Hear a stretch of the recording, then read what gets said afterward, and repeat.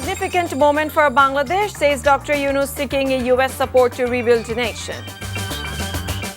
US aid to provide 202 million USD in grant to Bangladesh. Repatriation of smuggled money discussed. 422 martyrs in July-August uprising belong to BNP, claims Mirza Fakhrul.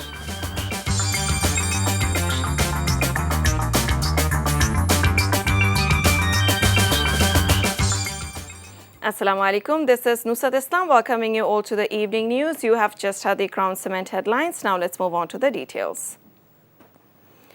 Chief Advisor Professor Mohammad Yunus today sought support from the US to rebuild Bangladesh, implement key reforms and recover stolen assets.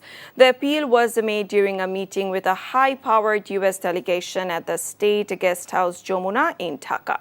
Yunus outlined the urgent challenges his interim government faces, stressing the need to reset, reform and restart the economy. He described ongoing reforms in the financial sector, judiciary and police, which have been initiated to strengthen national institutions and address systematic corruption. The U.S. delegation, led by Brent Neiman, Assistant Secretary of the U.S. Treasury Department, expressed strong support for Yunus's reform agenda. U.S. officials, including Donald Lu, were present. The United States Agency for International Development will provide 202 million USD in aid to Bangladesh as part of the Development Objective Grant Agreement. I'm so happy to be here with the broader U.S. government delegation for our first visit with the interim government here in Bangladesh. We just signed moments ago our newest development agreement with the interim government that is for over $200 million. We have consulted, listened, and worked with the interim government, and now we're here ready to deliver with this agreement. This new agreement highlights the priorities of the interim government, focused on an inclusive growth and prosperity for the people of Bangladesh. Meanwhile, Finance Advisor Dr. Saliuddin Ahmed has said there has been a discussion with the United States regarding the repatriation of money smuggled abroad. In response to reporters following the meeting with the U.S. delegation, he said their main discussion was with their Treasury Department and the U.S. aid. It is centered on financial reform and the cooperation that is needed in the financial sector. আর্থিক সংস্কার এবং আর্থিক খাতে যেগুলি সহযোগিতাগুলো দরকার সেটা আর দ্বিতীয়ত বাণিজ্যের ক্ষেত্রে বাণিজ্যে আমরা এক্সপোর্ট ডাইভার্সিফিকেশন এবং এক্সপোর্ট বা আমাদের বাণিজ্যের ব্যাপারে অন্যান্য কারিগরি সহায়তা বা বাজার এক্সপ্লোর করার এই সমস্ত আলোচনা হয়েছে ওরা বলেছে আমরা ডেফিনিট কর্ম পরিকল্পনা নিয়ে আমরা এগোবো এগুলো তারা এবারে সহযোগিতা করার আশ্বাস দিয়েছে এইগুলো সব আলাপ করছে আমরা পরে এগুলো আরও detail Washington has committed to working with the interim government of Bangladesh and supporting their reforms in the financial and revenue sectors. Foreign Secretary Joshimuddin was sharing the outcome of the meeting with the visiting U.S. delegation held at the State Guest House Pothe. The two countries also discussed labor reforms, trade facilitation, Rohingya crisis, and a GSP facility, added the Foreign Secretary. The U.S. delegation offered commitment to help expand Bangladesh's economic opportunities, build its institutional capacity, and uphold human rights, the U.S. embassy said. In the 2024 uprising, 422 of the 875 martyrs in the July-August protests were affiliated with BNP, said BNP Secretary General Mirza Fakhrul. These figures are not just statistics of BNP's sacrifices, but they reflect the party's unwavering struggle and contribution towards Bangladesh's second liberation, he said today during a press conference.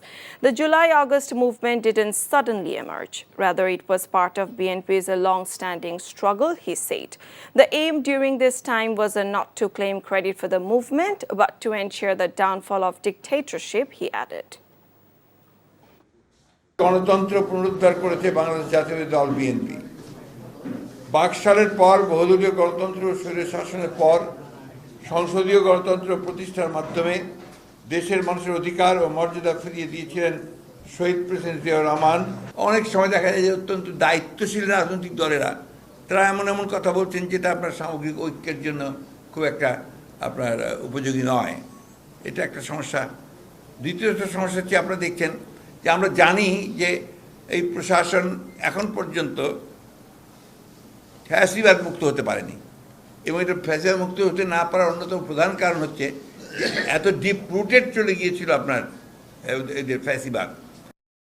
Liberation War Affairs advisor Faruqi Azam said a list of the number of individuals employed in government and semi-government institutions under the freedom fighter quota is being prepared. It is also being investigated whether there was any irregularity. He made the decision after a courtesy call on the Australian ambassador to Bangladesh today. Azam said the decision on freedom fighters used to be made through the National Freedom Fighter Council, which the ministry did not supervise. Regarding flood rehabilitation activities, he said that the extent of damage caused by the floods has not yet been determined and will take another week.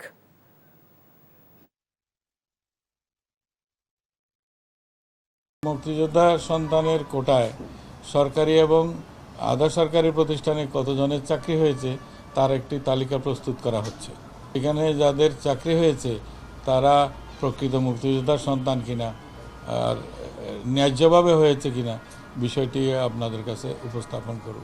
বহুবিধ আইন ওইখানে করা মামলা আছে, মোকদ্দমা আছে, প্রায় 3700-র মতো মামলা পেন্ডিং আছে যেখানে রিট করা আছে। এই মামলাগুলোকেও এখানে অ্যাড্রেস করা হবে। A Dhaka court today placed a former Public Administration Minister Farhad Hussain on a 5-day remand in garment worker Rubel murder case filed with Adawar Police Station. Additional Chief Metropolitan Magistrate Sanaullah passed the order after accepting a plea. Farhad was arrested from capital's Iskaton area last night.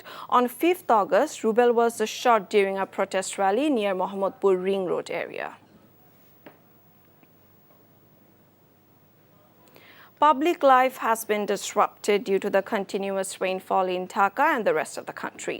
The suffering of the city dwellers became extreme as office-goers and students had to travel to their destinations amid the drizzle. Although the main roads were not flooded, many alleys in various areas were seen muddy and waterlogged since morning. The rainfall may decrease after Monday, said the Met Office. Now cricket. Bangladesh captain Najmul Hossain Shanto is optimistic to win a test series in India for the first time despite the host's invincible record at home. India have been unbeaten in a home test series more than 4,000 days, but Shanto's confidence stemmed from the historical series victory against Pakistan of late.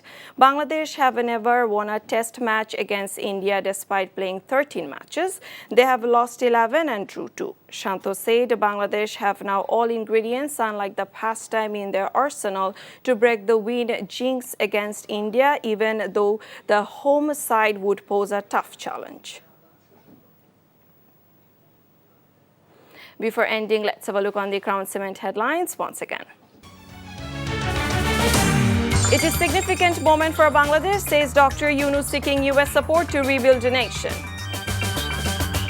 USA to provide $202 million in grant to Bangladesh, repatriation of smuggled money discussed. 422 martyrs in July-August uprising belong to BNP, claims Mirza Fakhrul. And that's all from the newsroom for now. To know updates, videos of this bulletin, visit our website www.ntvbt.com. Besides, visit our YouTube and verified Facebook page for updates of our NTV's popular programs and bulletins. Our next bulletin, Shondar Khabor, will be aired in Bangla at 7:30 p.m. Thank you for being with us. Have a good time.